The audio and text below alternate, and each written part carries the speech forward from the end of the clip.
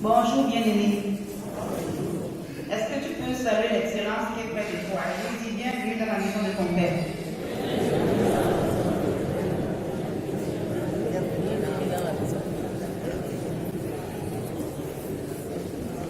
Est-ce que Jésus est sur le trône?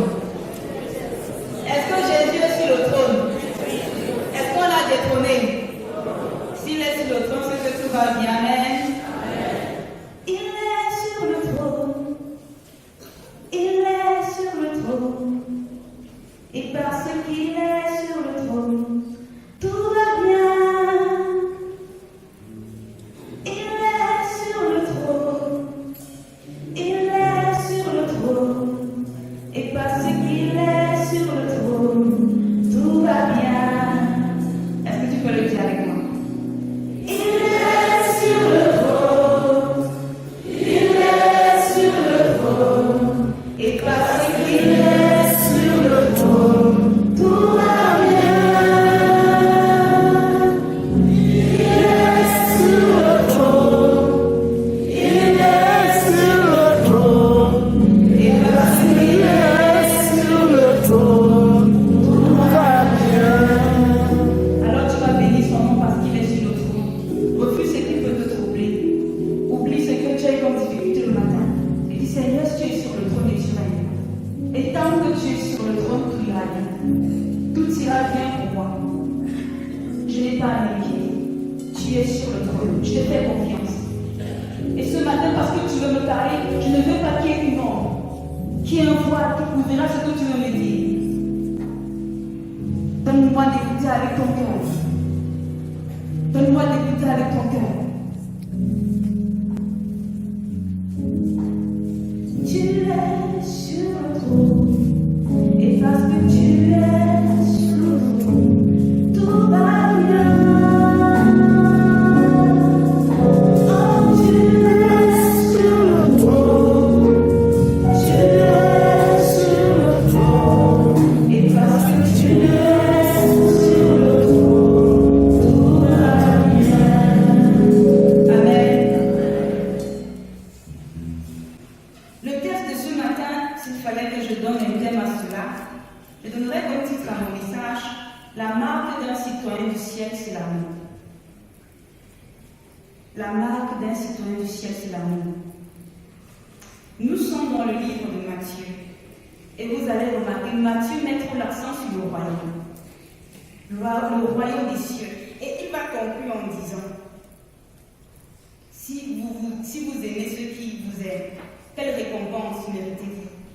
Les publicains aussi agissent-ils pas de même? Et si vous saluez seulement vos frères, que faites-vous d'extraordinaire? Les païens aussi agissent de même. Soyez donc parfaits, comme votre Père est parfait.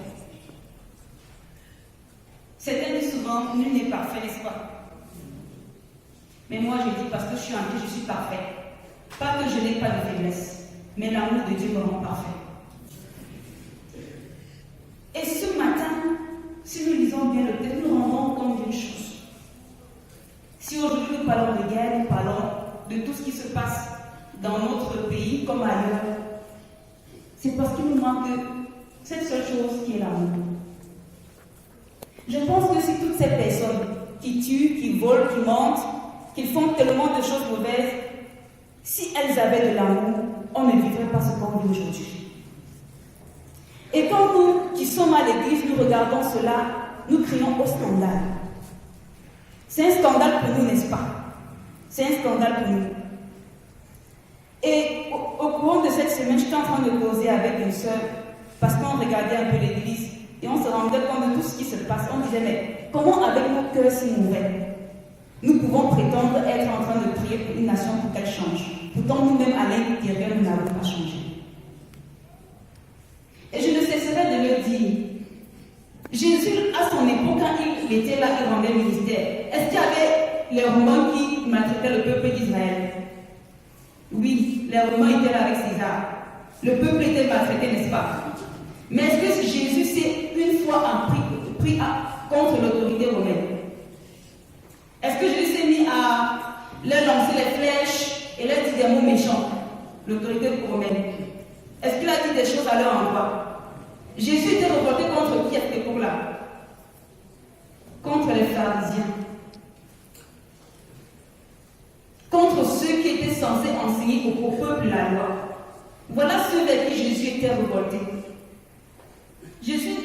ne touchez pas le royaume de César et tout le reste.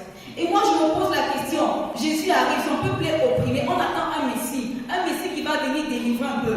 Mais quand le Messie arrive, il ne va pas s'en prendre à l'autorité romaine qui est là. Mais il s'en prend à qui? Au chef du peuple. Les pharisiens, les docteurs de la loi et tout le reste. C'est eux que Jésus montre du doigt. Autrement dit, si le peuple est opprimé, est-ce de la faute des Romains?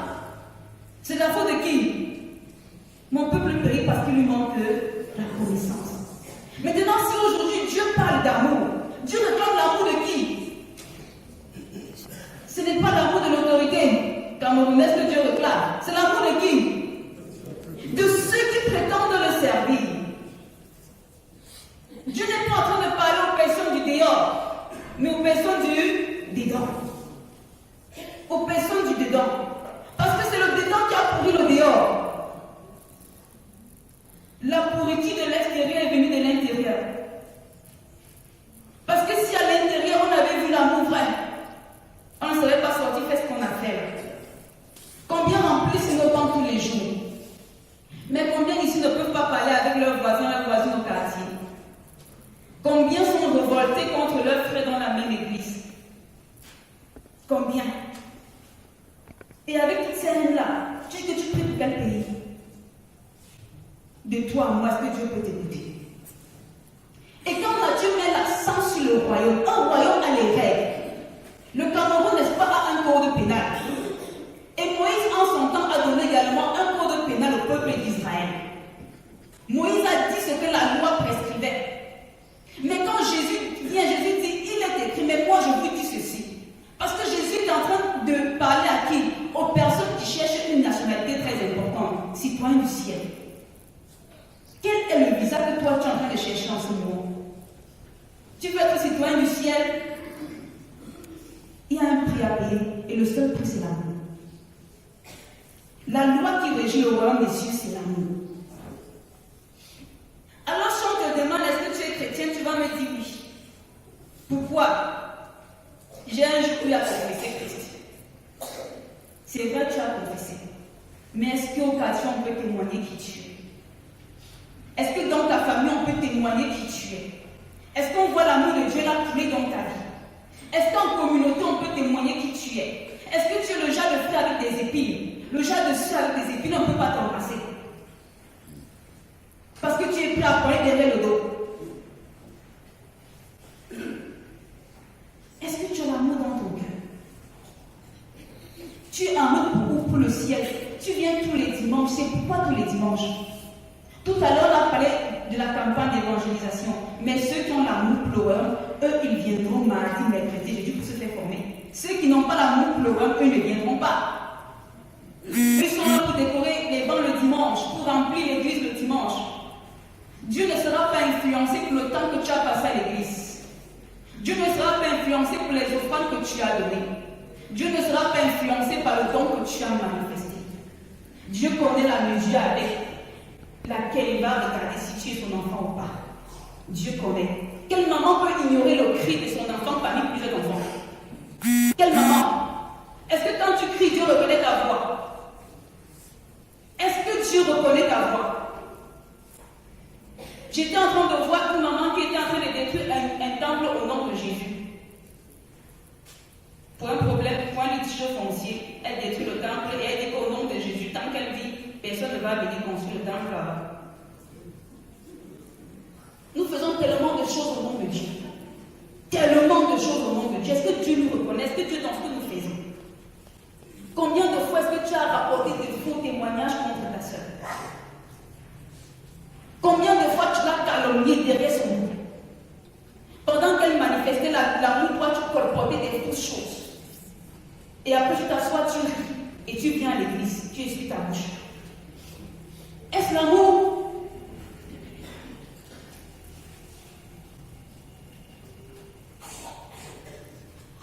Ce n'est pas parce que tu chantes la Marseillaise. La Marseillaise, c'est l'hymne national français que tu es français. Donc, ce n'est pas parce que tu dis notre Père qui est aux cieux que Dieu est ton Père. Dieu reconnaît ses enfants. Et la véritable marque, c'est l'amour.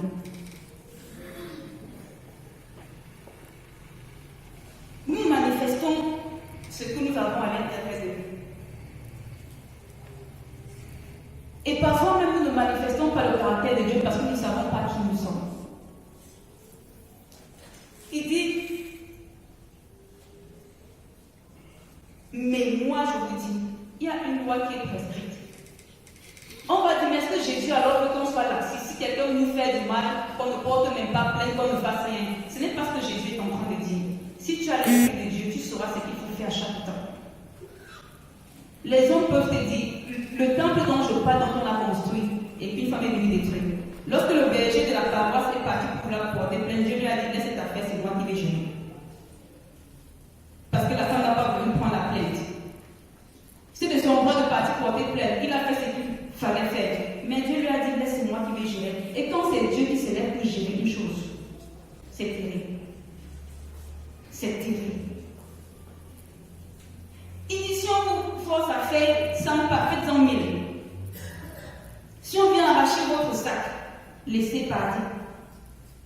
Et ça me fait rire. Quand je dis ce que ça me faisait rire, parce qu'un jour, j'ai été victime, j'ai été agressée pendant que je rentrais après un soir de dimanche ici, je rentrais chez moi.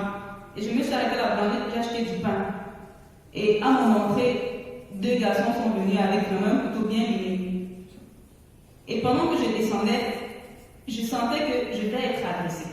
Et quand ils sont arrivés, moi je les ai retrouvés. Je leur ai dit, vous ne me brutalisez pas. Et si vous voulez fouiller mon sang, pour le fouiller doucement. Ne le mettez pas dans la bouche. Prenez ce que vous avez à prendre et partez. Ils ont pris mon sac. Je leur ai dit, bon, mes puces, donnez-moi la bonne puce. Ils ont enlevé les puces et moi vomi. Ils ont pris ce qu'ils avaient à prendre. Il restait le pain. Et vous ne prenez pas le pain aussi. Il ne rentre pas le pain. Et que quand vous ne voulez pas mon pain, torchez pour que maintenant je puisse arriver jusqu'à chez moi parce que la tête est sombre. Ils ont torché. Après que c'est bon, maintenant vous partez, on dit que maintenant vous pouvez partir. Ils se sont tournés, ils sont partis. J'avais 2 choix, soit trembler et ne pas savoir qui je suis. Mais Dieu m'a rappelé vraiment, ils ne prendront que du matériel, ça ne servira pas pour grand chose. Ça, je peux remplacer. Et il l'a remplacé. Mais en même temps, j'étais en peine pour eux parce que c'était encore des jeunes garçons. Et je dis, Seigneur, s'ils commencent ainsi, ils vont finir le brûler. Ils vont finir le fusiller. Ce n'est pas ce qu'ils ont pris qui me dérange, mais c'est la manière dont ils vont finir qui est plus importante pour moi. Mais combien de fois un voleur vient te soutirer des choses, tu as pleuré au point d'oublier qui tu étais. Tu as même résisté. Ne résiste pas. Ta vie ne vaut pas ce qu'on va prendre là. Ne leur résiste pas. Pourquoi? Parce que tu as compris qui tu es. Dieu veut, que veut véritablement dire Jésus lorsqu'il dit, mais moi je vous dis, ne faites pas ci, faites plutôt comme ceci. Est-ce qu'on peut ouvrir nos Bibles dans Proverbe 20, verset 22?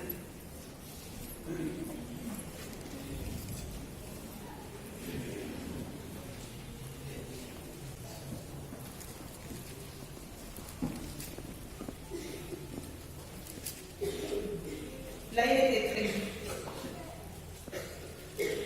Ne dis pas, je rendrai le mal. Proverbe 22. Ne dis pas, je rendrai le mal. Espère en l'Éternel et il te délivrera. Ne dis pas, je rendrai le mal. Espère en l'Éternel et il te délivrera. Lorsque quelqu'un nous fait quelque chose et qu'il nous fait mal au cœur, le premier réflexe c'est qu'on va rendre à la personne le mal qu'elle nous a fait. Il faut qu'elle sente ce que nous aussi nous avons senti. Bien aimé, ça ne vaut pas la peine. Est-ce que tu sais qui tu es? Est-ce que tu sais que lorsqu'une personne te pose du tort et que tu pleures, Dieu pleure avec toi? Même si tu ne le demandes pas, il se lève et te venge. Est-ce que tu le sais? Il se lève, On connaît l'histoire de Moïse, n'est-ce pas? Lorsque le peuple a murmuré contre Moïse, qu'est-ce que Dieu a dit? Il dit, recule-toi, je vais frapper ce peuple, je vais les tuer tous. Le peuple murmurait contre Moïse. Mais en fait, c'était contre ce qu'il murmurait, contre Dieu. Et Dieu dit quoi? Je vais les libérer un peu. Maintenant, c'est moi qui vais les prendre en charge. Qu'est-ce que Moïse a fait? Il a pleuré. Il a dit, si tu veux les tuer, fasse mon nom. Est-ce que vous croyez que la marche sera facile? Quand Dieu demande d'aimer, Dieu a fait don de plusieurs choses. Il a même fait don de son amour. Mais il n'a pas fait de l'amour, donc le pardon n'est pas un don. Le pardon se manifeste. L'amour que nous donnons, ce n'est pas un don qui est venu naturellement. La haine est humaine, mais le pardon est divin. Ce n'est pas facile ce que tu traverses, Dieu lui le sait. Il connaît tout ce qu'on t'a fait comme bas. Mais Dieu dit une chose, s'il te plaît, aie de l'amour. Quand Dieu dit ne maudissez pas, bénissez, vous croyez que c'est pourquoi?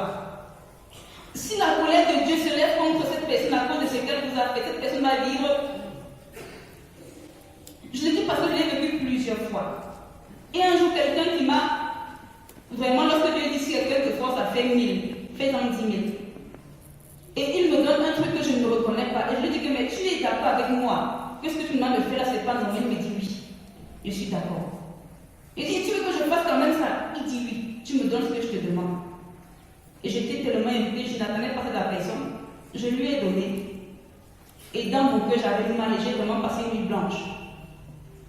Mais la semaine qui suivait, c'est que la personne a dit, j'ai été obligée de crier, Seigneur, s'il te plaît. Je demande pardon à ta place. Parce que si tu continues comme ça, il va mourir. Je ne veux pas qu'il meure. C'est vrai que c'est qu'elle a fait des paroles, mais je te prie de pardonner et de laisser comme ça.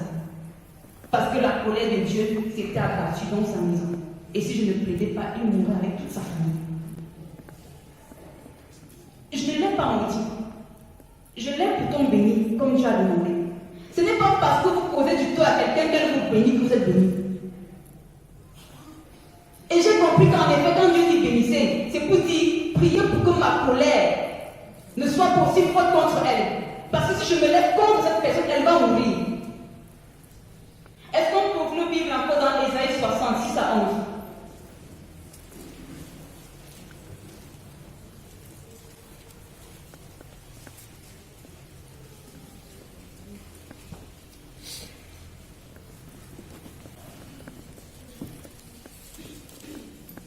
Là, Ésaïe 50, pardon, Ésaïe 50, 6 à 11, pas 60, 50.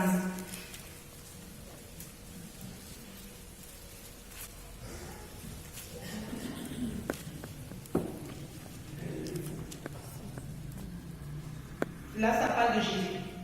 J'ai livré mon dos à ceux qui me frappaient et mes joues à ceux qui m'arrachaient la barbe. Je n'ai pas dérobé mon visage aux ignominies et aux crachats, mais le Seigneur l'Éternel m'a secouru. C'est pourquoi je n'ai point été déshonoré. C'est pourquoi j'ai rendu mon visage semblable à un caillou, sachant que je ne serai point confondu. Celui qui me justifie est proche. Qui disputera contre moi? Comparaissons ensemble. Qui est mon adversaire? Qu'il s'avance vers moi. Voici le Seigneur l'Éternel me secourra. Qui me condamnera? Voici qu'ils tomberont comme des lambeaux, comme un vêtement. La terre les dévorera. Quiconque parmi vous craint l'Éternel, qu'il écoute la voix de son serviteur. Quiconque marche dans l'obscurité, aimant la lumière, qu'il se confie dans le nom de l'Éternel et qu'il s'appuie sur son Dieu. Voici vous tous qui allumez un feu et qui êtes armés de torches. Allez au milieu de votre feu et de vos torches enflammées. C'est par ma main que ces choses vous arriveront. Vous vous coucherez dans la douleur. Amen. Ça, c'est le sort que l'Éternel réserve à les ennemis. Ils vont se coucher dans la... Mais disons plus haut. Il dit bien que j'ai livré mon dos à ceux qui me frappaient et mes joues à ceux qui m'arrachaient la barbe. Je n'ai pas dérobé mon visage aux ennemis et aux crachats. Mais le Seigneur l'Éternel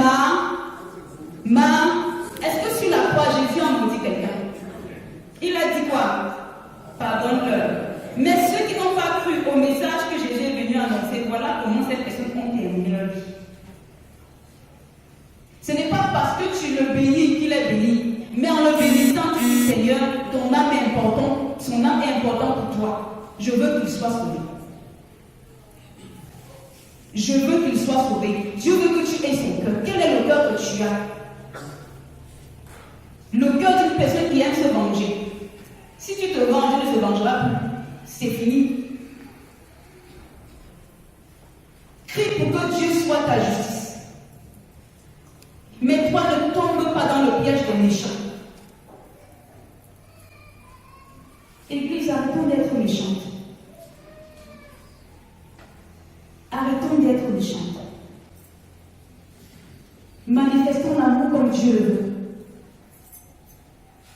C'est la seule marque des enfants du royaume. Tu ne peux pas emprunter de l'argent à ton frère. Jusqu'aujourd'hui, tu n'as jamais remis. Parce qu'il ne va pas porter plainte contre toi. Tu es malhonnête. Tu ne peux pas être un homme d'affaires, mais tu doubles le chiffre des produits, même quand c'est bien aimé. Tu es malhonnête. Tu ne manifestes pas l'amour. Tu ne peux pas vivre dans le mensonge. Tu es là, tu es assis. Des petites choses que nous faisons. Il n'y a pas de petit péché devant Dieu. Tous les péchés se valent. Tu apprends que ton frère est tombé.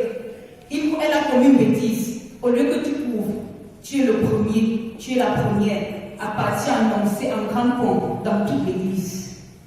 La Bible déclare que l'amour couvre une multitude de péchés. Tu n'es pas prêt à encourager ton frère qui a un ministère pour dire mon frère, tu fais bien, que Dieu te bénisse. Je suis content de l'œuvre que Dieu fait à travers toi. Non, mais tu vas calomnier. Tu vas te faire plus que qui? Tu n'es pas prêt à encourager, je le dis parce qu'il y a des personnes méchantes dans cette communauté. Méchantes. Toi, tu es qui? Tu as donné un groupe parce que tu voulais pour les bénis des gens. Si quelqu'un d'autre pense marcher, tu es malade. Tu iras l'insulter. Tu es assis. Tu n'es pas en train de faire l'œuvre pour lequel tu as pris l'engagement. Mais tu calomnies ceux qui travaillent bien. S'il y a une gangrène aujourd'hui qui tue l'église, c'est la calomnie. C'est un virus qui est en train de gangréner. Tu te sens à l'aise quand ta soeur et toi avez fini de calomnier tel. Et là, tu es dans vos cœurs. Et après, quand vous la voyez venir, vous souriez. Vous l'embrassez même. Si un jour bien aimé, je te vois, je te fixe droit dans les yeux, je ne te salue pas. Après, vois-moi demande pourquoi je ne peux pas saluer. Je peux pas être fâché contre toi pour de vrai. Je te vois et je. Moi, je ne connais pas fait ça.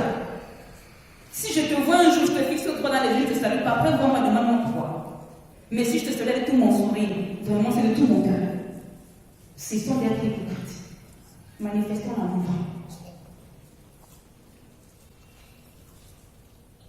L'amour est la marque de la sainteté. Lévitique 19, 1 à 2. Dieu est jaloux de nous. Il est tellement, terriblement jaloux de nous. Et je vais reprendre une chose qui est trop dans l'église à calomnie. L'église est l'épouse de Christ, n'est-ce pas? L'église est l'épouse de Christ, n'est-ce pas? Je suppose que vraiment un frère ou soeur a commis une bêtise qui est peut-être digne de jugement, je sais pourquoi. Maintenant, au lieu que tu la couvres, tu peux l'exposer. Si quelqu'un expose la nudité de la femme de Dieu, qu'est-ce que la personne dont on est exposé la nudité de sa femme va faire? Je reprends l'église, c'est le l'épouse de Christ, n'est-ce pas? Lorsque tu pars calomnier ton frère, tu exposes sa nudité. C'est-à-dire, tu exposes la nudité de qui? De l'épouse de Christ. Maintenant, tu te poses la question. Toi qui as osé exposer la nudité de l'épouse de Christ, qu'est-ce que Christ va faire contre toi? Je ne suis pas en train d'encourager les gens à pécher. Il y a des gens qu'on va livrer à Satan vraiment pour leur péché. Ça, je suis d'accord. Les gens qu'il faut livrer à Satan parce que, vraiment, tu ne peux pas confesser la même bêtise 20 fois. Mais pour une, quand vraiment c'est arrivé, la Bible dit que 10 fois le juste tombe, 10 fois il. On n'est pas là plus de 10. Non, pardon, respectez 10 fois le juste. Ne va pas là plus de 10. Mais toi qui exposes la nudité de quelqu'un, de l'épouse de Christ, fais attention. Tu as vu, tu n'es pas allé vers la personne, même comprendre ce qui s'est passé. Tu t'es mis à critiquer, à calomnier, à faire une publicité, à dire des choses fausses là-dessus, à augmenter ta part. Faisons attention. Parlons de ce que nous connaissons. Si tu ne connais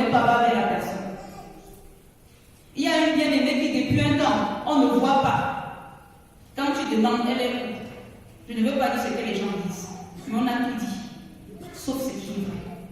Et personne n'a eu le courage de l'appeler pour demander bien aimé depuis je ne te vois pas, qu'est-ce qui se passe?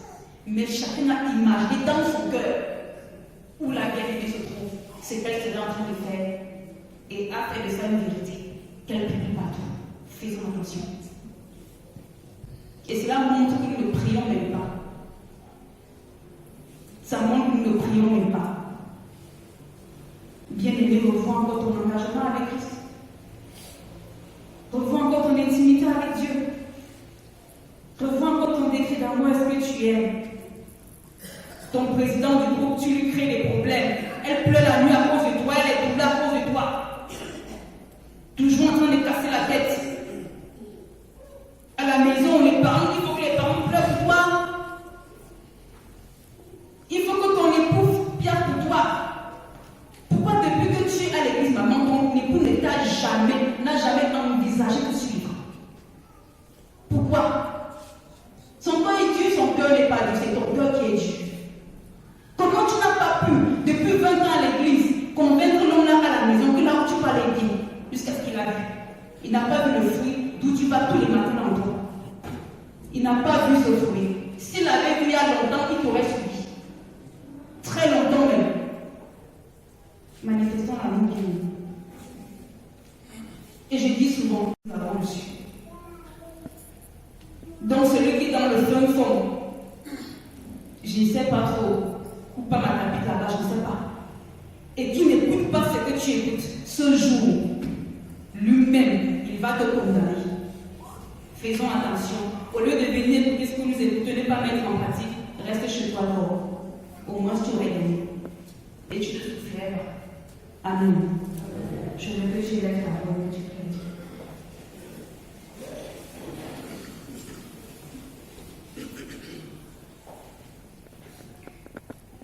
Je ne sais quel est l'état de ton cœur, mais Dieu dit c'est l'amour.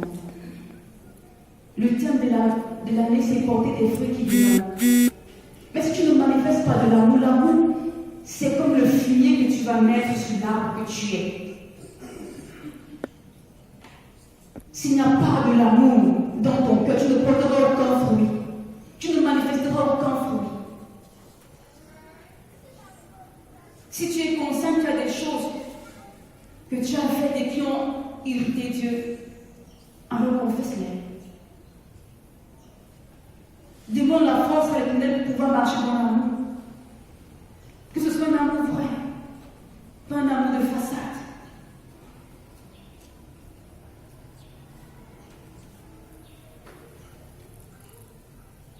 Prie afin qu'il ce n'est pas naturel d'aimer. Non. Surtout nos ennemis. Surtout ceux qui nous font du mal. Regardons des personnes dont Christ a besoin. Commence à bénir un frère, une soeur qui t'a blessé. Commence à le bénir, à la bénir. Commence à dire des paroles de bénédiction à son endroit. Parce que Dieu ne veut pas que cette personne se perde, non. Dieu veut qu'elle vienne. Dieu veut qu'il vienne. Commence à la bénir. Dieu sait que tu as été blessé, Dieu le sait. Lui seul est capable de penser les blessures que tu as. Mais ce qu'il veut en retour, c'est que tu manifestes de l'amour.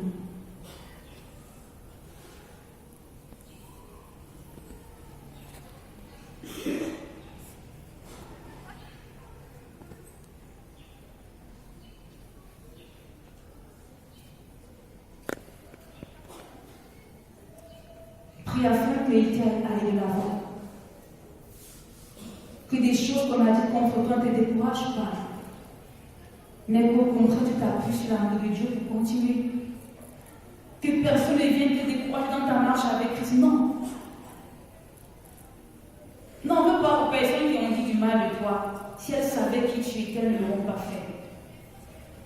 Alors appuie-toi sur la force que donne l'Éternel pour continuer. Dis-lui, je vais te servir demain plus qu'aujourd'hui encore. Seigneur, je vais continuer, je ne vais pas m'arrêter. Je vais continuer à aimer mon époux, à aimer mon épouse. Encore ce sont pas mes ennemis, à aimer mes enfants, à aimer ma soeur, à aimer mon frère, à aimer mon voisin tel. Je veux continuer à les aimer. Je veux la sagesse pour gérer chaque situation. Demande la sagesse à l'Éternel.